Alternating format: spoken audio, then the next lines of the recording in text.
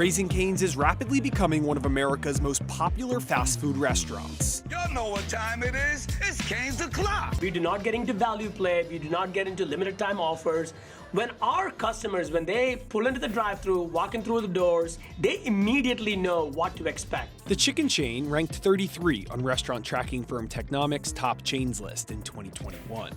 3 years later, that number jumped to 18, surpassing KFC. Imagine walking into battle expecting full supplies, only to find half your rations gone but the cost doubled. That's exactly what Raising Cane's is doing with their chicken fingers. Independent measurements prove portions shrank over 25% in just 2 years, while prices climbed nearly 20%. For any soldier, that's a supply line failure.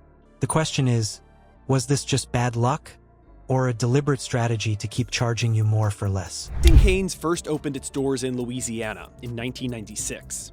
It's named after founder and CEO Todd Gray's dog. Over the past decade, the chain has nearly quadrupled its store count. And I think that's kind of one of the parts of the story sometimes miss is it's not just about unit growth for this company. It really is about picking up those incremental visitors when they open up new locations and continue to build that base organically. Corner of Times Square, overlooks where the ball drops, but we saw that as a huge opportunity to showcase our restaurants to millions and millions of tourists who walk around our restaurant every day. Stay with me because the evidence against Cane's is stacked, and it changes how we all see so-called premium fast food. Before we move on, I'd like to ask you a small favor. If you appreciate this content, please take a second to like this video and subscribe to the channel. Over 98% of you watch the videos without subscribing. It costs you nothing, but it makes a huge difference to us. So, did you click the subscribe button? Great, thank you so much. Now back to the video. Picture a resupply convoy rolling in under cover of dusk. You expect stacks of crates lined up, enough to fuel the mission ahead. Yet when the tarps are pulled back, 1/4 of the load is missing, stripped away, and command insists nothing has changed. That's the shock Cane's customers faced when they began measuring their chicken fingers. The resupply looked the same from a distance, but once weighed and counted, the stockpile had been cut down. It started not with charts or formal surveys, but with a single photo. One meal placed beside a ruler in June 2025 ignited a storm that spread across social feeds. The ruler showed a portion smaller than memory claimed. In 2024, Raising Cane's reported a nearly 11% increase in foot traffic at its existing locations, not considering restaurants opened that year. Let's say it's a retail trade area that has 5 high schools, a religious establishment, etc. We have mapped out corner of A and B is where we want to be, and preferably on this northeast corner. 2, 1, Raising Cane's! When taking into account new openings, the company increased foot traffic by double-digit percentages between 2021 and 2024. At first, it was dismissed as camera tricks or a local mishap. But then more photos appeared, stacked side by side, echoing the same story. What looked like an isolated miss was spreading like a field report across the country. At headquarters, Cane's leadership denied any systemic shift. Statements implied that any variance was due to isolated mistakes in training or supplier chain irregularities. On the surface, it sounded like an easy fix: tighten up processes, restore expected sizes, and move forward. But the ground truth said otherwise. Independent analysts ran their own reconnaissance. Groups like Measuring Meals tracked average finger length over years. Their records showed a clear drop, from an earlier figure of 4.2 inches to 3.1 inches by 2025. On paper, that may read small, but tactically it was a 26% cut. Think of a rifle squad where 1 in every 4 weapons simply goes unfired. You cannot ignore that loss. It was precise, measurable, and confirmed by dozens of witnesses outside the chain of command. Hadavi says one of the key factors to its success is the simplicity of its offering. They do a great job, keep a very streamlined, simple menu that allows for greater throughput during the drive-thru. Rapid expansion has allowed traffic to far outpace competitor Chick-fil-A and the overall quick service industry. The company has grown its U.S. sales to nearly $5 billion. From a drive-thru perspective, they're one of the most efficient operators in the business. Really, Chick-fil-A is the only one that's even close to that. But I think that undersells the rest of the business too. I think the viral marketing. Meanwhile, another front opened. A diner known for systematic reviews built a spreadsheet logging results from store to store.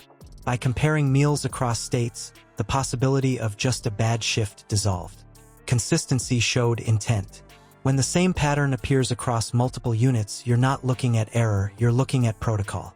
Weight measurements told the same tale. The four-piece combo, once clocked at 8.2 ounces, now landed around 5.9. That's nearly 3 ounces gone. At the same time, prices advanced by 20%. You were paying more for significantly less. It mirrored wartime economics, fewer supplies, higher cost, and disrupted morale among the rank and file, the customers. The decline wasn't only in size and weight, but also in the structure itself. Food science facts documented that the breading, once known for its crunch and seasoning, had thinned by 40%.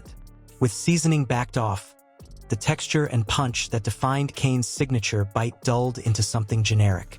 When the armor plating grows thinner, even if the silhouette looks right, the protection is gone.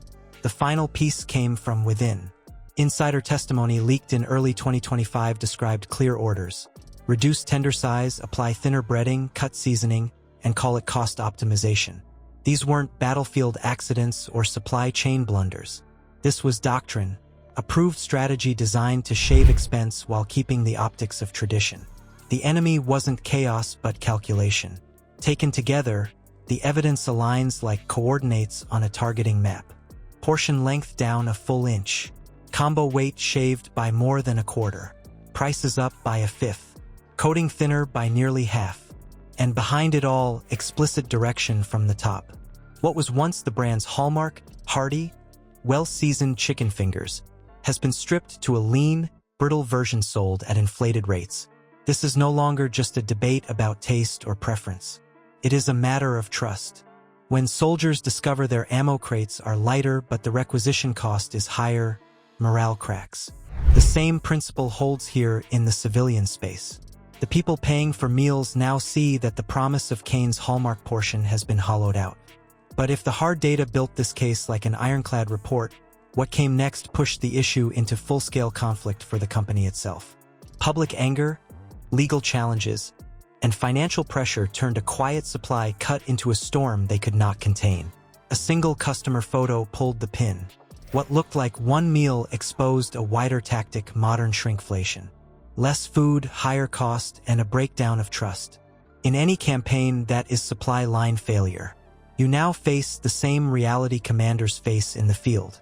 If you don't verify what's delivered, you lose ground before the fight begins. Measure what you get. Hold brands accountable.